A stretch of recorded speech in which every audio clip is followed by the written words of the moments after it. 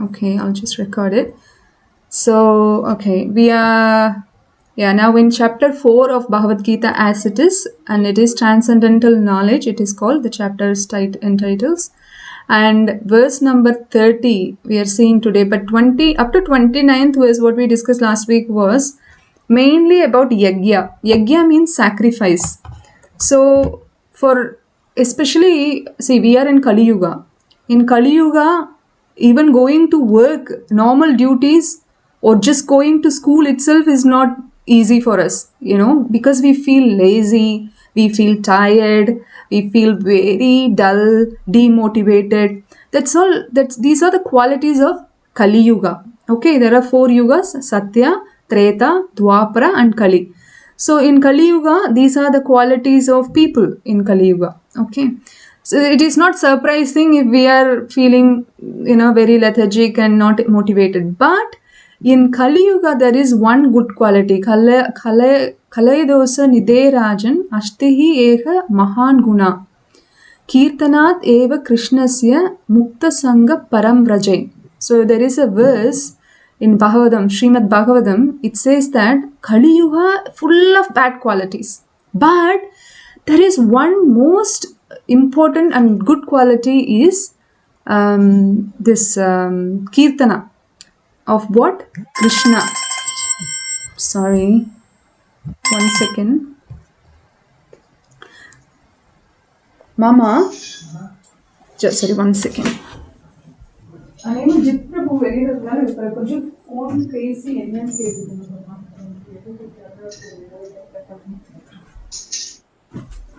Hello அவர் கூப்பிடுங்க. Sorry. All right. So where we were?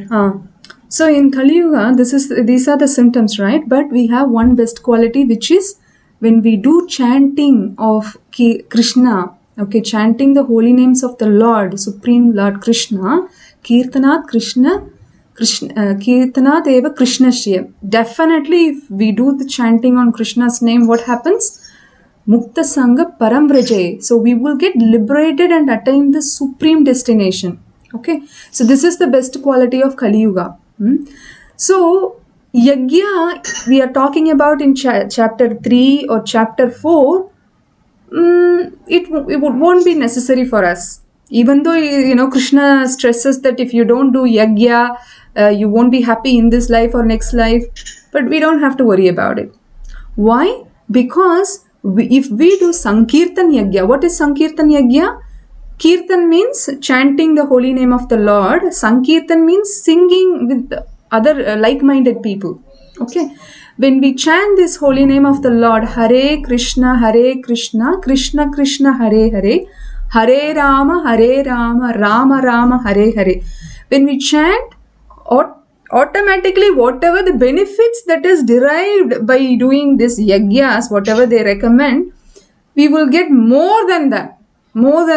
So that eternal peace and bliss and the supreme destination will be attained at once if we do chanting this Hare Krishna Mahamantra. Okay, so Krishna will tell you this karma yoga, this jnana yoga, but yet again he will repeat himself as saying bhakti yoga is the best. What is bhakti yoga? Just chanting this Hare Krishna Mahamantra. Okay, and doing some service, whatever we can do in the temple, or just even cooking and offering food to the Lord in the home itself is a big service if we can do. All right. So it's verse number 30. And by the way, the last few verses, what we discussed about yagyas, what brahmacharis, what kind of yagyas they do, grahastas mean married people, and then jnanis, karma yogis, jnana yogis, ashtanga yogis, and who else? And then this Patanjali yogis.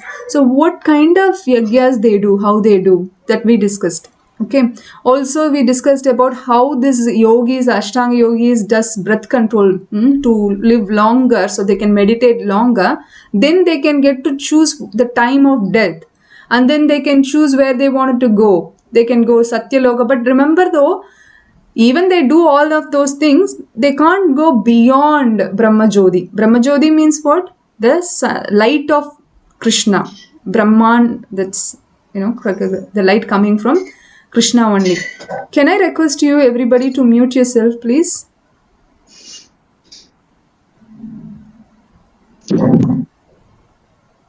I just quickly mute if anyone hasn't muted. Yeah, thank you very much. So that way we can listen to the audio nicely. I'll just share again.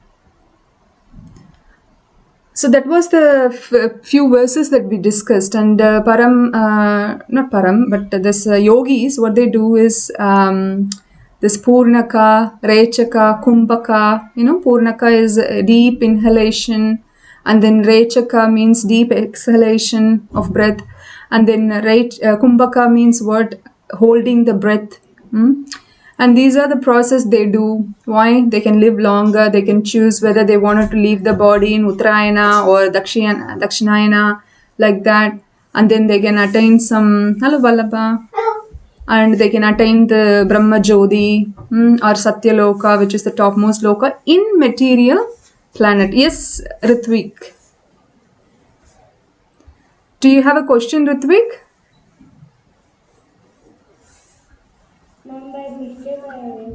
Okay, no problems. Yeah. If you have any questions at all, please feel free to ask at the end of the session. Please note it down.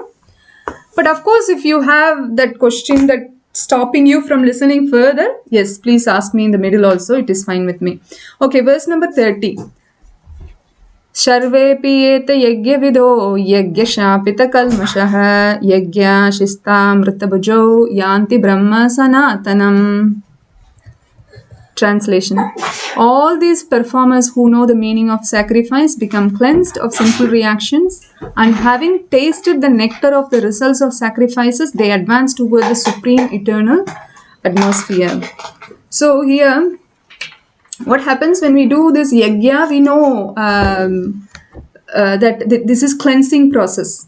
Okay, so the third chapter recommends to do yagya for Devi Devadas, correct? Even in this chapter also, last few verses, we saw that demigod worshippers does yagya to please Devi Devadas. It is actually recommended to do yagya to please Devi Devadas. You know how we do Ganapati Homam in our homes, Graha Pravesh, and sometimes Homam for sun god, something like that, we do that in our home countries, correct?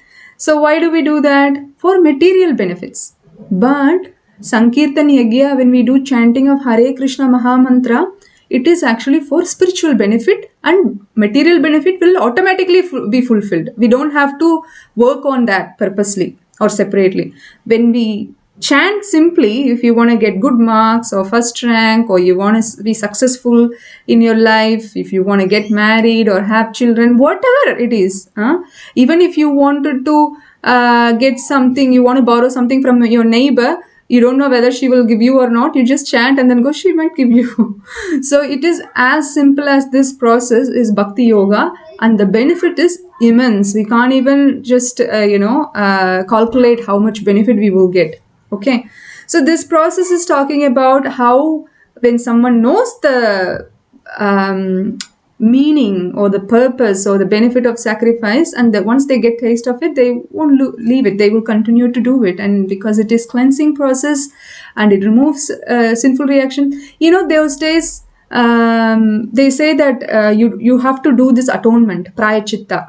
How do they do atonement? To anything, like sometimes in the astrological chart, they check your astrological chart and say, oh, you have this problem and that problem, therefore you have to you have to do this atonement, this yagya for this demigod or that demigod. You have to go to this particular ocean near the shore of the ocean and do this type of yagya. They do recommend that, and we sometimes we do those things, correct? So in the 30th verse, so the common aim of all sacrifice is to control the senses. Okay, why we have to control the senses? Otherwise what happens, we will be hankering for things all the time. We want this, we want that. We won't be focusing on the spiritual path.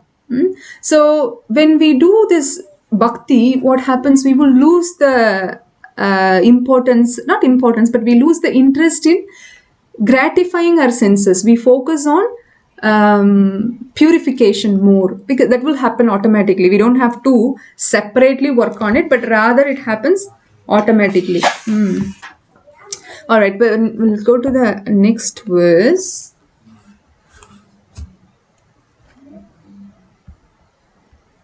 I cannot see the screen.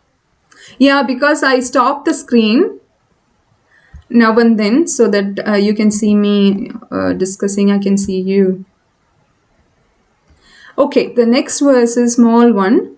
Nayam lokosti ayatnyasya kutonyah kuru sattamam. Translation. O best of the Kuru dynasty, without sacrifice, one can never live happily on this planet or in this life. What then of the next? Okay, so this one we discussed, right? So you won't. So it is suggesting, Krishna is saying that, oh, best of the Kuru dynasty, who Krishna is talking to? Arjuna. Krishna is talking to Arjuna because Arjuna is coming from the Kuru dynasty. And I don't know if I told you the story of Kuru yesterday in my class, Saturday Tamil class also I mentioned the story. So Kuru is a king, and who actually, he was a great king. He was running the kingdom very nicely, but still there were so many adharmic things happening, and he was so unhappy about it.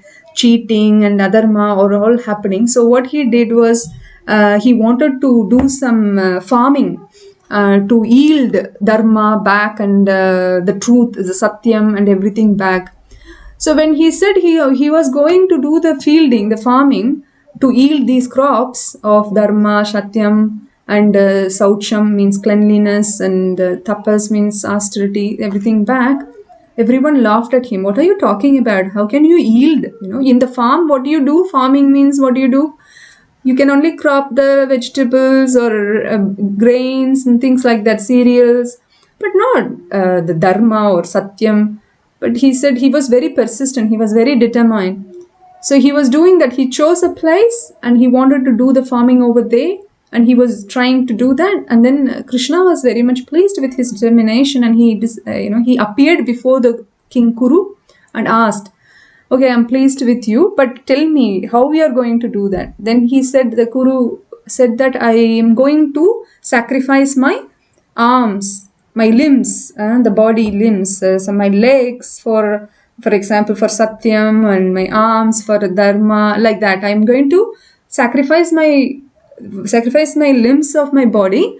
Therefore, I can give these back to the kingdom for the prajas. Krishna said, okay, tatastu. So Krishna only cut his limbs and then put it in the place. That place is called Kurukshetra. And then king was asked, okay, what do you want? So Krishna asked the king, now you can ask any benediction because you have done a very good job. Then Kuru said that, okay, I want this place to be a holy place. Whoever does yajna here or any kind of activity here, may it become very fruitful in terms of dharmic path. So let it become the place of dharma. So that's why it's called Dharma Kshetre Kurukshetre. So it's a holy place, Kurukshetra. So it was named after the king Kuru, and Arjuna was coming from that dynasty. That is why it is called Kuru dynasty. Okay.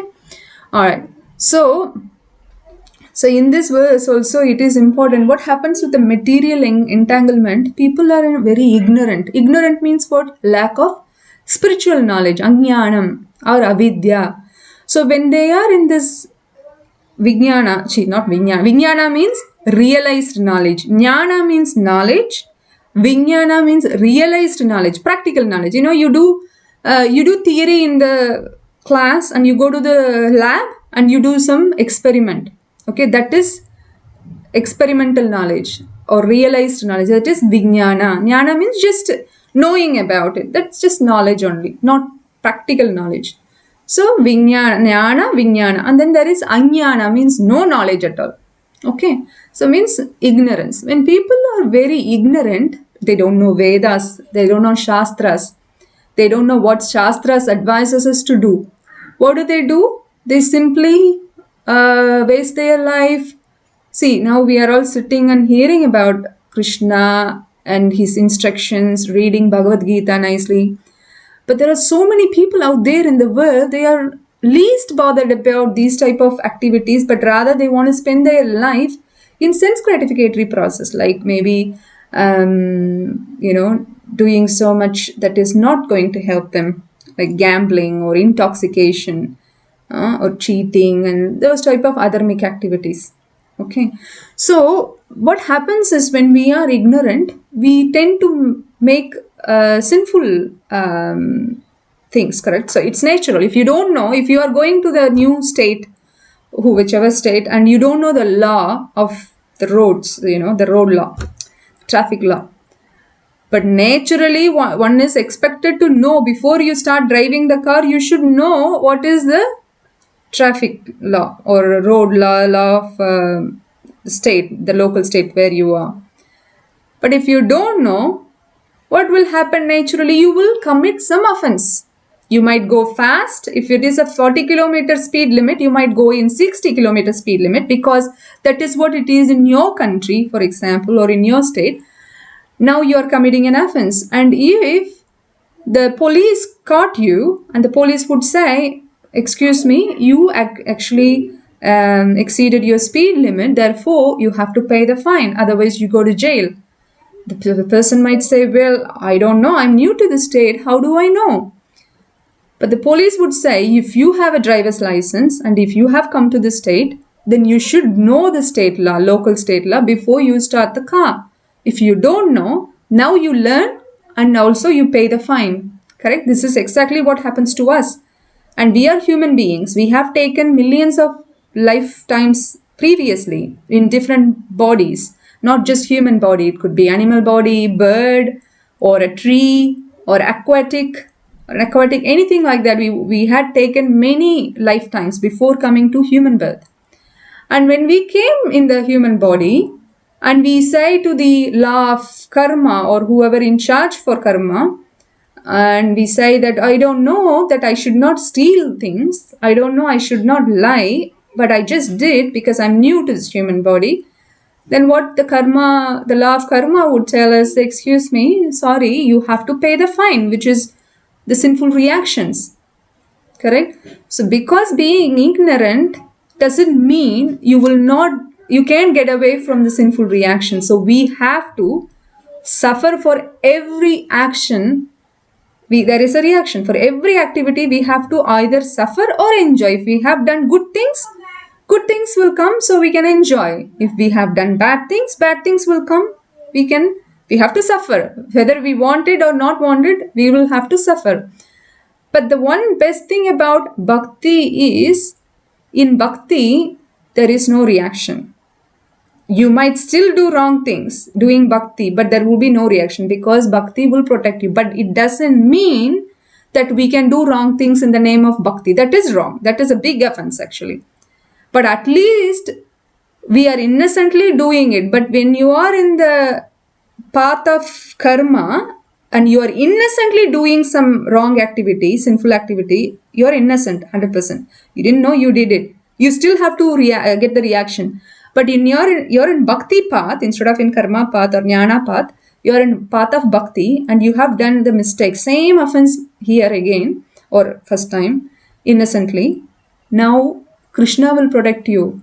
Sudaracharu, 9th chapter, Krishna says, I think 36th verse, he says that he will bring you back in the right path. Even though you are doing wrong thing, Krishna knows it, and you are doing it accidentally. You are not doing purposely. Sometimes accident happen. Krishna, what will he do? He will put you back in the dharmic path. So therefore, we don't have to worry about all these problems. What do I do? Or what do I have done? No problem. Krishna will protect us. That is a beautiful verse. Apararapta phalam papam kuttam bijam phalonmuham kramaneva. What is that again? That's a beautiful verse. Kramaneva pralayate Krishna bhakti Vishnu bhakti radatmanam. See, this verse is coming from Bhatma Purana. Lord Shiva is telling this.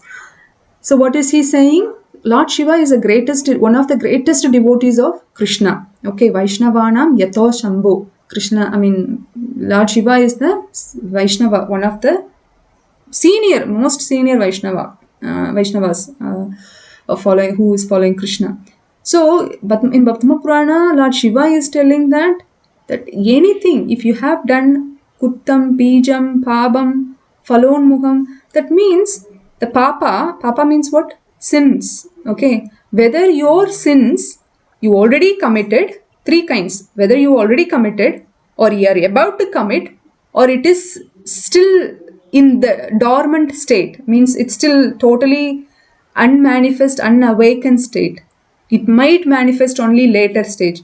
Even before even it comes to the seed form. Seed means it's ready to manifest.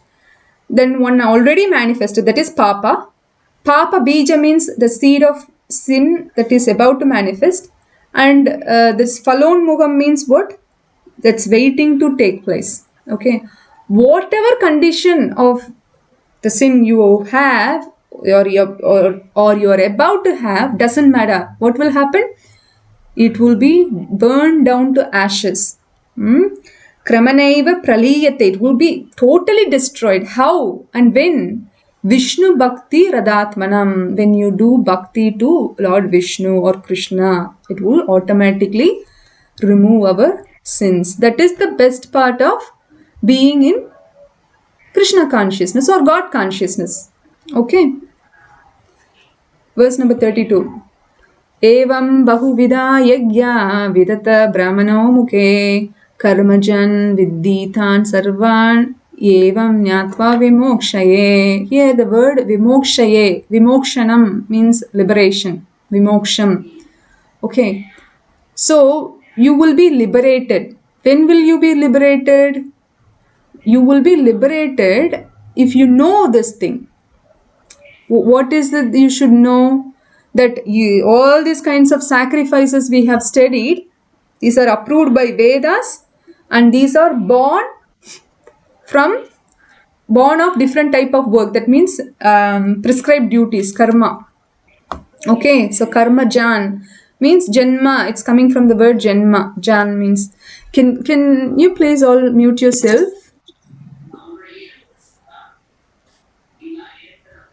Okay, I'll try to mute if anyone hasn't muted.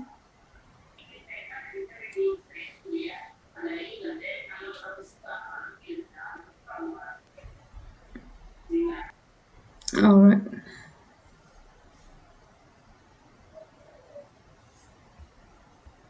It's much better now. All right, we are back with verse number 32.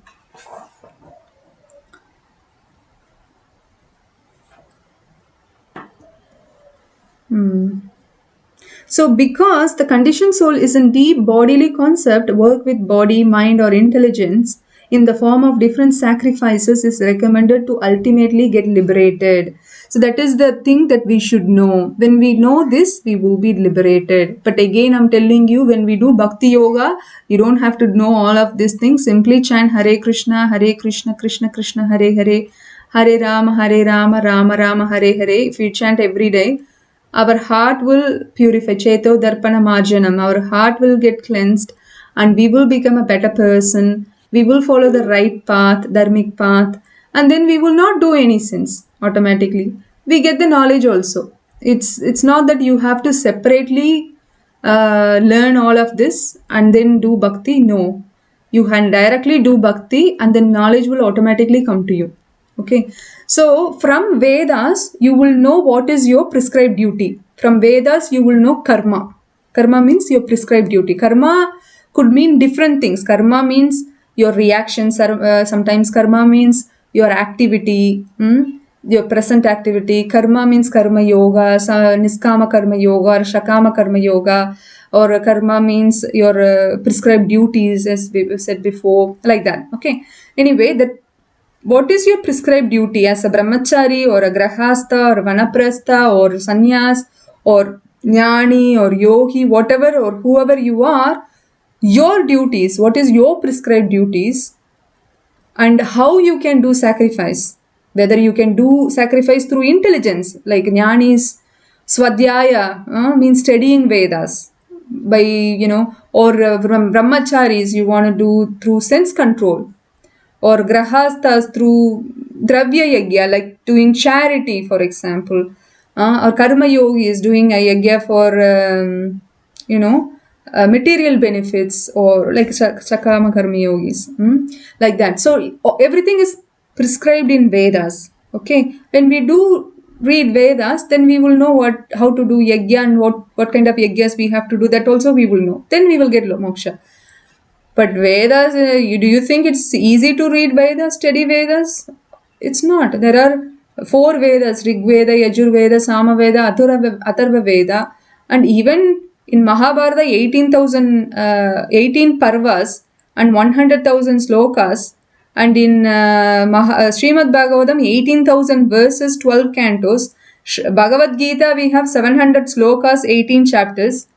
Okay, do you think it's easy to study all of this? No. And then 18 Puranas, 108 Upanishad, 4 Vedas. This is all called Vedic literature. It won't fit in our lifetime. It will take multiple lifetimes, correct? And what is a guarantee that we will take human birth again? If we have done lot of sins in this life, what is the guarantee we will become a human again? No guarantee at all. Correct? Therefore, we don't have to worry about all of this. If we study simply Bhagavad Gita, simply just only Bhagavad Gita, automatically we will get all the knowledge we need and we don't have to study anything else. Okay. So once you finish Bhagavad Gita, then we will move to Srimad Bhagavatam. That's it. Only 2 things we have to study, nothing else. Don't have to do Mahabharata, Ramayana, or different shastras. No, not necessary. Our lifetime is short. In Kali Yuga, the lifetime for people, it's very short, it is said. 100 years only. And I already discussed this. Satyuga people live for 1 lakh years, and Treta 10,000 years, and Dwapara 1,000 years. Only that long they can live, and then they die. In Kali Yuga, not even that many years, only 100 years. But we see now that people are not even living up to 100 years. So it is sad. Because of lot of corruption, pollution, aberration, because of that we are not able to live long life. Verse number 33. Shreyan dravyamaya yajna jnana yajna parantapa sarvam karma khilam partha jnane parishamapyate. O chastiser of the enemy, the sacrifice performed in knowledge is better than the mere sacrifice of material possessions. After all, O son of Pritha, all sacrifices of work culminate in transcendental knowledge. This is very important word. Jnane parishamapyate. Jnane parishamapyate. That means karma yoga will culminate in Jnana Yoga. That means why we are doing Karma Yoga. What is Karma Yoga? It means doing activities but not expecting any results. So I'm studying well, doing my exam, but I'm not concerned about my results because I've done well. Whatever it comes, it comes. So I've done my job interview. Whether I get the job or not, it's okay.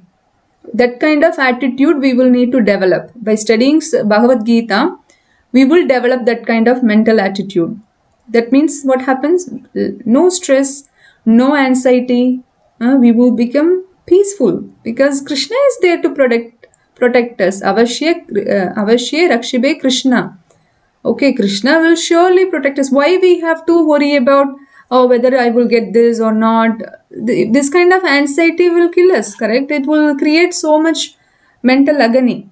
Therefore, we don't need to worry about it. And this verse is talking about Dravya Yagya. It's comparing Dravya Yagya versus Jnana Yagya. Okay. Dravya means what? Material possessions. Sometimes, the Karma Kandis means who are very much interested in material benefits. They do activity only for the sake of getting something in return. They don't do for free. Okay. If they do Yagya for Devi Devadas, they want something in return. They do Ganapati Omam because they want business to flourish. Okay, prosper. They do Graha Pravesh to please Lord Ganapati so that there is no obstacles, there is no bad things to happen in the house. So again, they are very much selfish. And very much they wanted to protect themselves, their family members, their material possessions. They do puja for the cars, the house, everything. These are material things. It will die one day. Krishna says that this material body is perishable and the soul within, we are spirit souls. We are Atma. we are permanent. We are not going to be perished. Correct? Therefore, we shouldn't take too much worry or stress about these material things.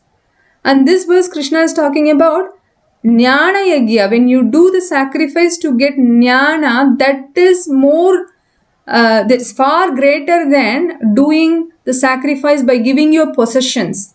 Okay, Jnana Yagya means you do this sacrifice in knowledge. Okay, sacrifice in knowledge means you have this knowledge and you're doing this sacrifice, but you're not expecting anything in return.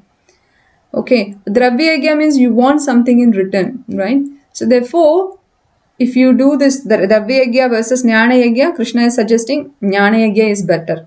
Okay.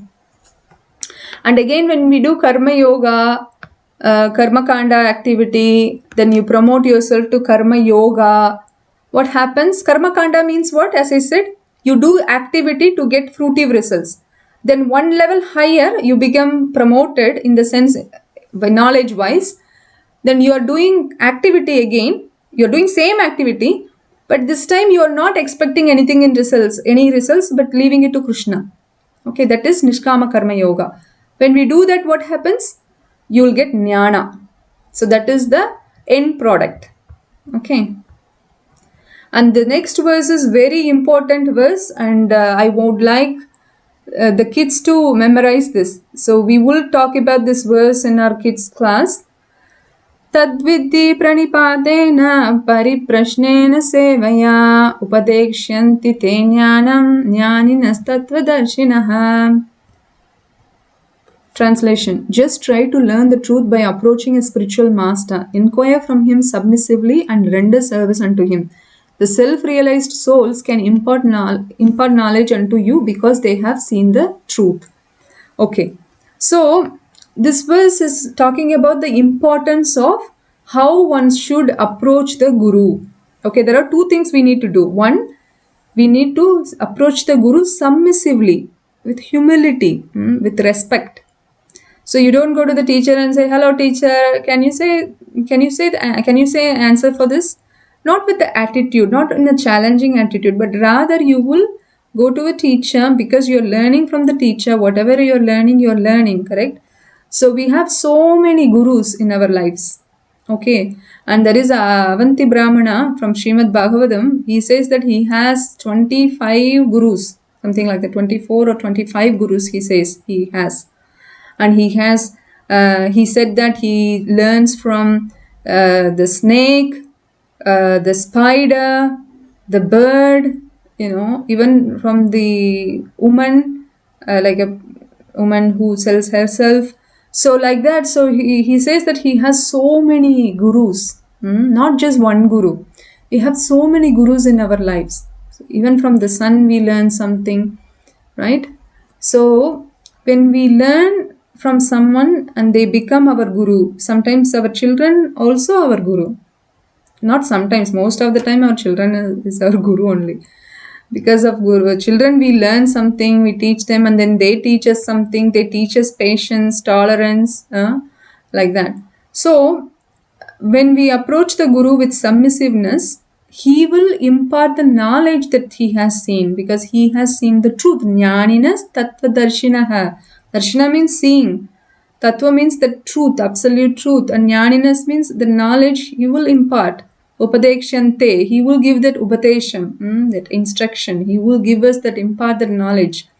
And there is another thing we need to do. Pariprasnena sevaya. We need to render service to him. Not just you take, but don't give back. No, that is not correct. With any relationship, especially with the Guru and Shishya relationship, we have to give, doing service. Okay.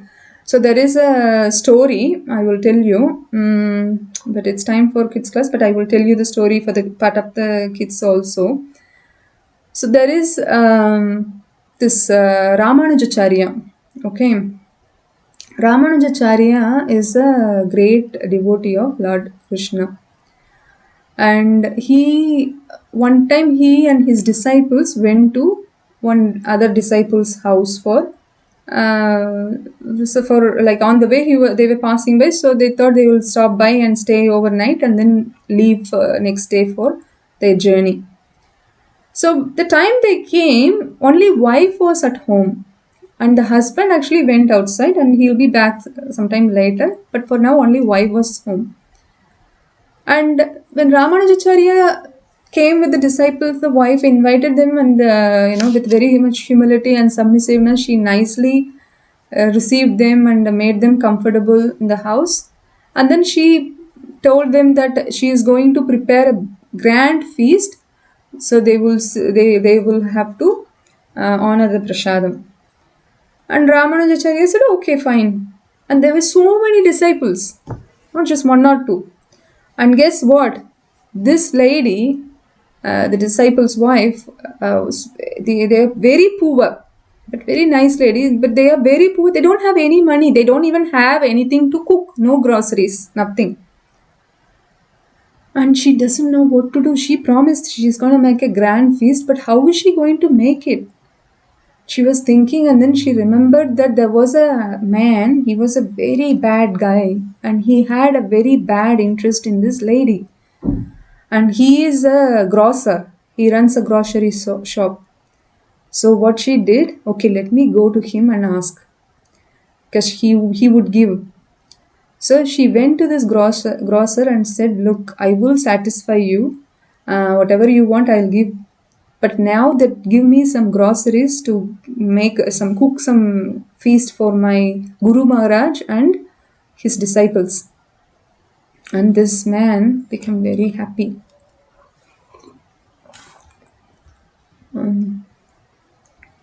So he was like, wow, this is my lucky day. Okay, I will ask her to do whatever I want to do. Now I will give you groceries. So he gave whatever she needed, and she went back home and cooked very nice grand feast for this guru and disciples, the Shishya. And they became very pleased. And that night she had to go back to this grocer. And the husband came, and then wife told the truth. And then husband was like, oh my goodness, very good. What you have done is a good thing, because we have to please our guru. Whatever it takes, we have to please our guru, and you have done the right thing. Come, I will take you to the man's house. So he took her to the man's house, but before going, they had to let them know, right? Ramanujacharya. No, they didn't let them know, but they were about to leave. But Ramanujacharya asked, where are you going? Then the man said, we have to go just to the neighborhood. We will come back real soon. And then this guru said, Ramanujacharya said, see, Guru knows everything. The real Guru knows everything. The bona fide Guru knows your heart, your mind, what you are thinking. Even sometimes we have bad thoughts in our mind. Our Guru knows what we are thinking, and he will guide us. He will correct us. That is why we need a Guru. Okay, and even Arjuna took took shelter of Guru, that is Krishna, and Krishna is Gitacharya. Tiruvallikeni, there is a temple called Gitacharya temple. Okay, and Krishna is there as Parthasarathi. There is Parthasarathi temple also, and Gitacharya temple also. Okay, and here Krishna himself, Sandipani Muni, he took shelter of Sandipani Muni as his guru, and Rama also Vishwamitra as guru. Okay, so even God comes here in the human form, still they accept guru. Why? Because yat yat acharati shrestha yat. Okay, having a minute. Tat tat eva idara guna. That verse means that when great man does a thing, common people follow him. Okay, yat acharati shrestha tat tat eva idara guna, like that. Idara jana, sorry, not guna. So we have to accept Guru also. Guru means spiritual master, bona fide spiritual master from authorized organization, not like anywhere. Okay, all right, coming back here, this man was about to go. So Ramanujacharya said, okay, take this prasadam with you and give this prasadam to the person you are going to meet and ask him to accept. And they said, okay, fine. So the man and wife went to the grocer's house and knocked the door, and the grocer was very pleased. and then the man waited outside and the wife went inside, and then the man was just sitting, and then the wife said, okay, now please take this prasadam my guru gave. Then this man said, okay, fine, I'll take this prasadam, and he ate the prasadam. The power of prasadam is so potent, immediately his heart changed. Whatever bad thoughts he had, everything vanished. See, this is what Papa Bija, Papam, Kuttam, like a Palonmuham, we just discussed it. Whether the sin is manifested stage or unmanifested stage or in dormant stage, about to manifest, whatever stage, whatever condition our sins are, it will be destroyed to pieces. That is the power of bhakti. Eating prasadam is also bhakti yoga. Okay, so from this sloka and from the story we understand that accepting guru is very important. Not only that, we should accept or approach the guru with submissiveness and render service unto the guru. Like how this man and woman, the husband and wife, nicely served with the innocent heart, even though they are going to commit a sin, but still they were like very much eager to serve the guru, even though they are going to do the sin, but it doesn't matter to them because they are going to please the guru. That is what it matters, correct? But immediately guru protected them also. Yat yat acharati shesha tat tat eva tarajanah shayat pramanam kurute logas tat anuvartate. Very nice, Manikanta. Do you know this sloka? Yes? Okay, fine. Yes? Yes, Manikanta? This is Manikanta. Can I play this sloka? Yes, do you know this? Yes, Mataji. Very nice. Do you want to recite the sloka? Okay, Mataji. 3.21. 3.21. Very good. Yes, go ahead.